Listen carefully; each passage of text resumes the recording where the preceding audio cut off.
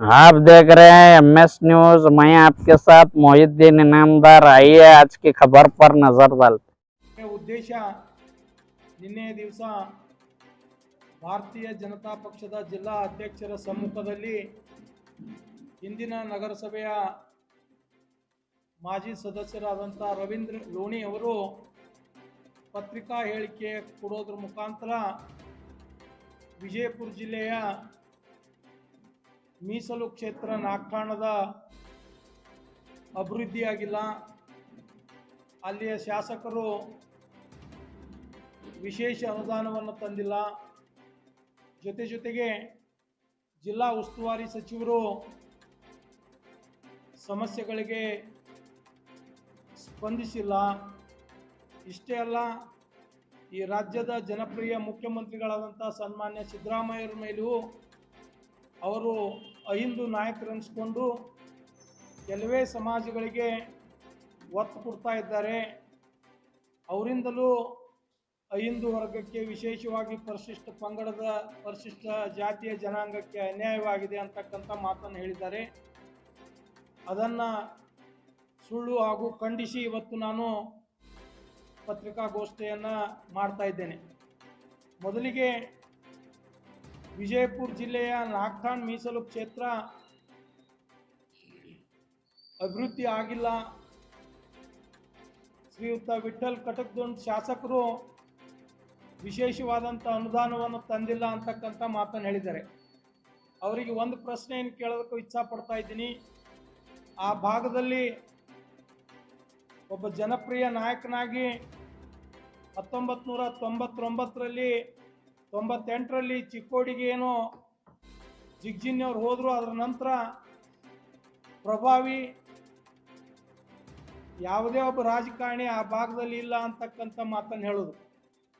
ಇವತ್ತು ಶ್ರೀಯುತ ರಾಜು ಆಲ್ಗೂರ್ ಅವರು ಅಲ್ಲಿ 2 ಬಾರಿ ಕಾಂಗ್ರೆಸ್ ಪಕ್ಷದಿಂದ ಶಾಸಕರಾಗಿದ್ದಾರೆ. ಈಗ ಶ್ರೀಯುತ ವಿಠಲ್ ಕಟಕ್ದೊಂಡ್ರವರು 2023ರಲ್ಲಿ ಕಾಂಗ್ರೆಸ್ ಪಕ್ಷದಿಂದ ಅಲ್ಲಿ ಶಾಸಕರಾಗಿದ್ದಾರೆ. ಇದಕ್ಕಿಂತ ಮುಂಚೆ ಸನ್ಮಾನ್ಯ ಶ್ರೀ ಜಿಗ್ಜಿನ್ನಿ ಅವರು 3 ಬಾರಿ ಶಾಸಕರಾಗಿ 4 ಪ್ರತಿಷ್ಠಿತ ಇಲಾಖೆಯ ಸಚಿವರಾಗಿ ಕೆಲಸ ಮಾಡಿದ್ದಾರೆ. ಗೃಹ ಸಚಿವರಾಗಿ, ಅಬಕಾರಿ ಸಚಿವರಾಗಿ, ಸಮಾಜ ಕಲ್ಯಾಣ ಸಚಿವರಾಗಿ, ಕಂದಾಯ ಸಚಿವರಾಗಿ ಆ ಮತಕ್ಷೇತ್ರವನ್ನು ಪ್ರತಿನಿಧಿಸಿ ರಾಜ್ಯದ ಸಚಿವರಾಗಿ ಅವರು ಏನು ಅಭಿವೃದ್ಧಿ ಮಾಡಿದ್ರು ಅನ್ನೋದು ಅವ್ರು ಹೇಳಿಲ್ಲ. ಇರಲಿ, ಇವತ್ತು ತದನಂತರ ಅವ್ರು ಹೇಳಿದಾಗೆ ತಮ್ಮ ಮಿತ್ರ ಪಕ್ಷ JDSದಿಂದ RK ರಾಠೋಡ್ರವರು, ದೇವಾನಂದ್ ಚವ್ಹಾಣ್ರವರು,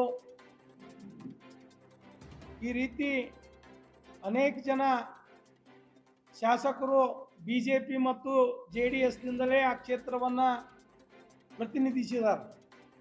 ಆ ಸಂದರ್ಭದಲ್ಲಿಯೂ ಅವ್ರು ಕೆಲಸ ಮಾಡ್ಬೋದಾಗಿತ್ತು. ನಾನು ಹೇಳ್ತಾ ಇದ್ದೀನಿ, ಅಭಿವೃದ್ಧಿ ಆಗಿಲ್ಲ ಅನ್ನೋದು ಸುಳ್ಳು. ಇವತ್ತು ಚಡ್ಚಾಣ್ ಯಾತ್ ನೀರಾವರಿ ಯೋಜನೆ ಕುರಿತು ಅವ್ರು ನಿನ್ನೆ ಮಾತನಾಡಿದ್ದಾರೆ.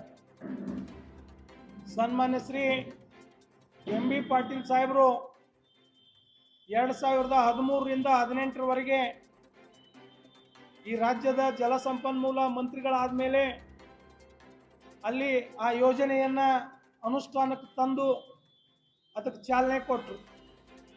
ತದನಂತರ 18ರಿಂದ 23ರವರೆಗೆ ಭಾರತೀಯ ಜನತಾ ಪಕ್ಷದ ಸರ್ಕಾರ ಈ ರಾಜ್ಯದಲ್ಲಿದ್ದಾಗ ಒಂದೇ ಒಂದು ಕೆಲಸವೂ ಅವರಿಂದ ಆಗಲಿಲ್ಲ. 5 ವರ್ಷ ಸಂಪೂರ್ಣ ಆ ಕಾರ್ಯಕ್ರಮ ನಿಂತೋಯ್ತು. ಮತ್ತೆ ಇವತ್ತು ಶ್ರೀಯುತ ವಿಠಲ್ ಕಟಕ್ದೊಂಡ್ರವರು ಹೆಚ್ಚಿನ ಮುತುವರ್ಜಿಯನ್ನು ವಹಿಸಿ ಆ ಕಾಮಗಾರಿಯನ್ನು ಪೂರ್ಣಗೊಳಿಸ್ತಾ ಇದ್ದಾರೆ. ಇನ್ನೊಂದು ಅವರು ಹೇಳಿದ್ರು, ಅಲ್ಲಿ ಕೆನಾಲ್ ಮುಖಾಂತರ ನೀರು ಹೋಗ್ತದ, ಬರೀ ಕೆನಾಲ್ಗೆ ದುಡ್ಡು ಖರ್ಚು ಮಾಡಿದ್ದಾರೆ, ಸ್ಟೋರೇಜ್ಗಳಿಲ್ಲ ಅಂಥೇಳಿ. ನಾನು ಇವತ್ತು ಎಲ್ಲೆಲ್ಲಿ ಕೆನಾಲ್ ಮಾಡಿದ್ದಾರೆ, ಆ ಕೆನಾಲ್ದಲ್ಲಿ ಎಷ್ಟು ಸ್ಟೋರೇಜ್ ಇದೆ ಅನ್ನುವ ಯೋಜನಾ ವರದಿಯನ್ನು ಮತ್ತು ಈಗಾಗಲೇ ಅಲ್ಲಿ ಸ್ಟೋರೇಜ್ ಆದಂಥ ನೀರನ್ನು ಬ್ಯಾರೇಜ್ ಗೇಟ್ಗಳನ್ನು ಸಹ ನಿಮ್ಮ ಮುಂದೆ ತೋರಿಸ್ತಾ ಇದ್ದೀನಿ. ಈ ಕಾಮಗಾರಿಗೆ ಯಾರು ಅನುದಾನವನ್ನು ಕೊಟ್ಟರು, ಯಾರು ಮುತುವರ್ಜಿ ವಹಿಸಿ ಮಾಡಿದ್ರು ಅನ್ನೋದು ಸನ್ಮಾನ್ಯ BJP ಧುರೀಣರು ಅರ್ಥ ಮಾಡ್ಕೊಳ್ಬೇಕು.